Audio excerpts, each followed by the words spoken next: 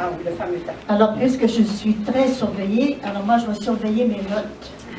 Parce que j'en ai pour, je crois, pour mes 10 minutes pleines. Alors, bonsoir à chacun et chacune. Donc, il me fait plaisir d'être avec vous ce soir. Je participe à cette table en tant qu'individu et non pas mandaté par ma communauté. Alors, je partirai de mon vécu, de mes observations du milieu de l'éducation où j'ai œuvré pendant une quarantaine d'années.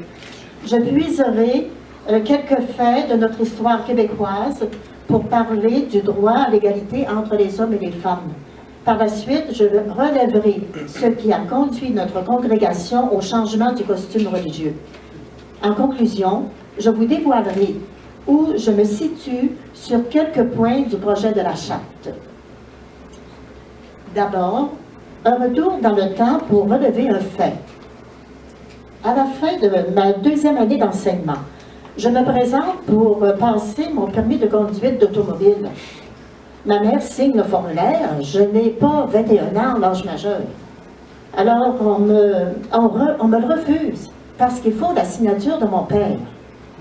Alors, je dois attendre au mois prochain. Quelle surprise! Pour moi, la signature de ma mère vaut celle de mon père. Alors, voici un de mes premiers faits importants qui me questionne et m'éveille au sujet du droit d'égalité entre hommes et femmes.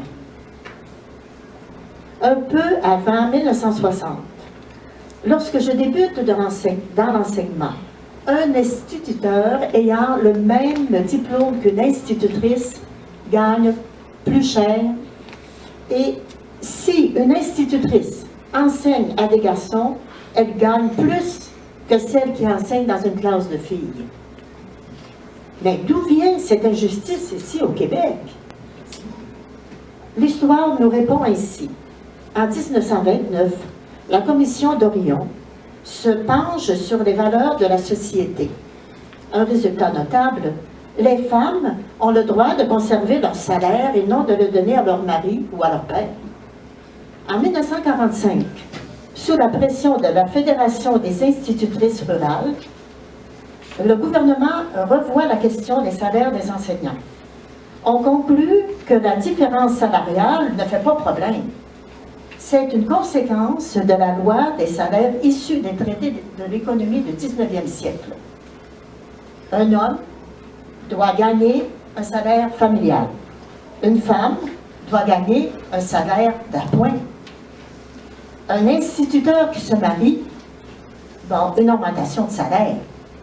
L'institutrice qui se marie, elle perd son emploi. L'égalité de la tâche n'est pas considérée.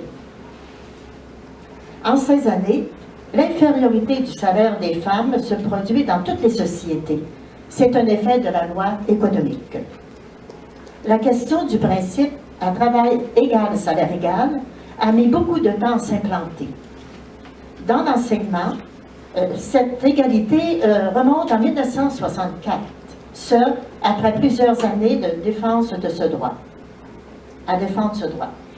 L'égalité entre les hommes et les femmes reste très fragile, car des racines profondes, ancrées depuis des millénaires dans un système, le patriarcat. Depuis 40 ans, le mouvement des femmes a tenté d'ébranler ce système bien établi.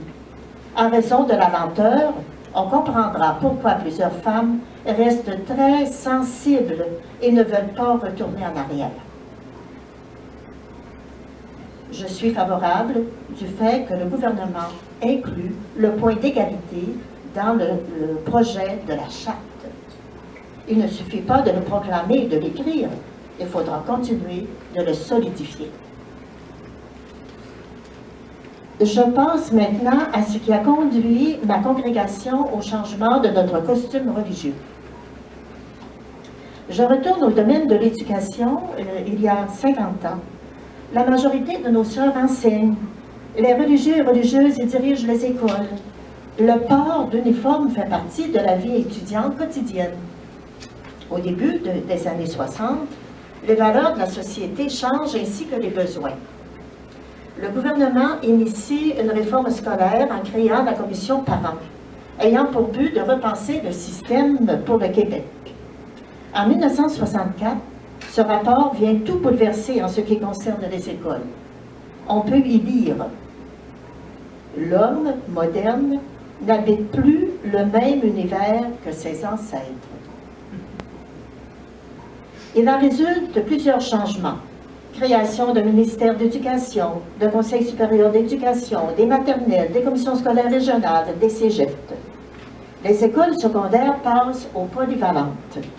On confie à l'université la formation des maîtres, donc abolition des écoles normales. À titre d'exemple, voici comment nous avons été bousculés. Notre congrégation a son école normale et un institut familial. Un agrandissement, une nouvelle construction date d'à peine 12 ans. Nous venons tout juste de monter le laboratoire pour les sciences. Avec cette réforme, nous devons fermer nos 2 institutions. Nos sœurs affectées à ces écoles peuvent transférer au cégep ou à l'université.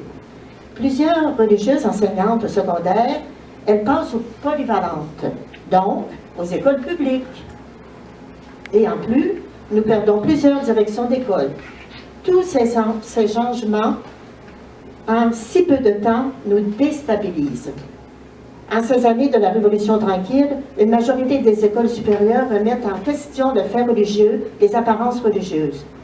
Le costume devient une barrière et éloigne. Ces faits vécus démontrent que l'implantation de la réforme scolaire au Québec oblige les changements dans le monde religieux enseignant.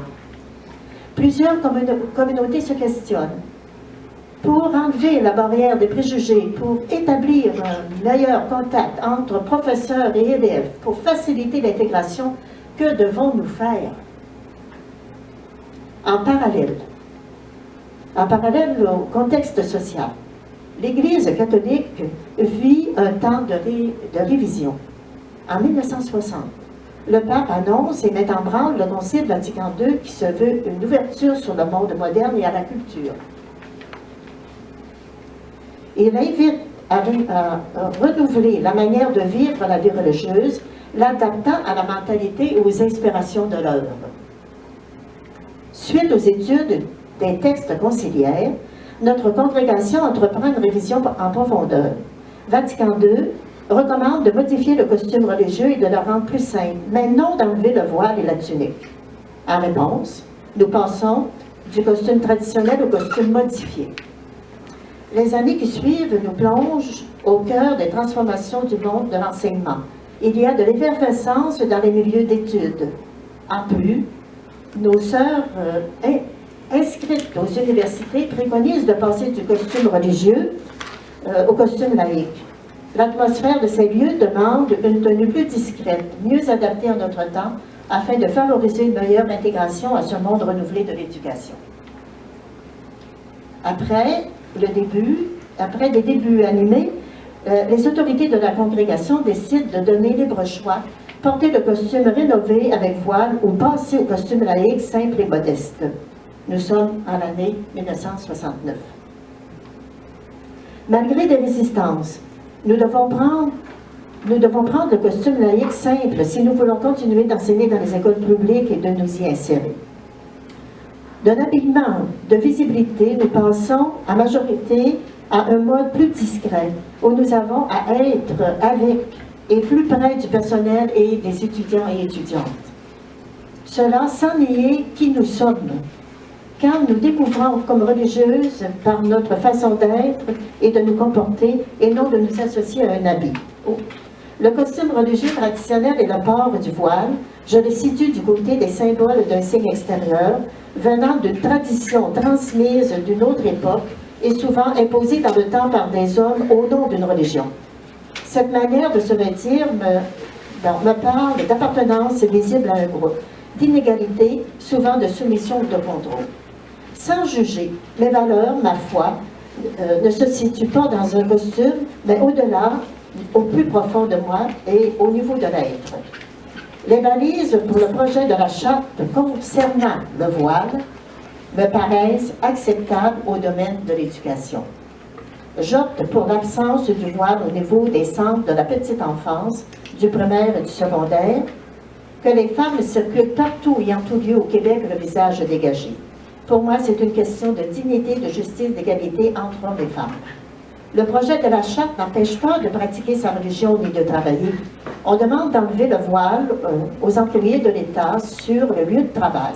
Là où, comme religieuse, nous avons vu la nécessité de changer la manière de nous vêtir afin de mieux nous ajuster à la société de la modernité.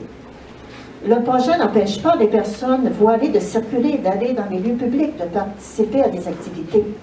Les acquis des femmes pour faire des avancées en ce qui regarde l'égalité entre hommes et femmes restent fragiles. De nombreux exemples de notre histoire le démontrent. Il faut rester vigilante. Voilà pourquoi plusieurs femmes québécoises sensibilisées à notre histoire se débattent pour défendre les droits obtenus jusqu'à ce jour. Elles veulent un projet de société égalitaire. Mon souhait, comme femme québécoise, serait qu'on s'unisse pour inviter à mieux vivre nos valeurs de justice, de dignité, d'égalité et de liberté. L'avenir est déjà là devant nous. Continuons de nous apprivoiser pour un mieux vivre ensemble et réaliser un même projet au cœur de notre société québécoise.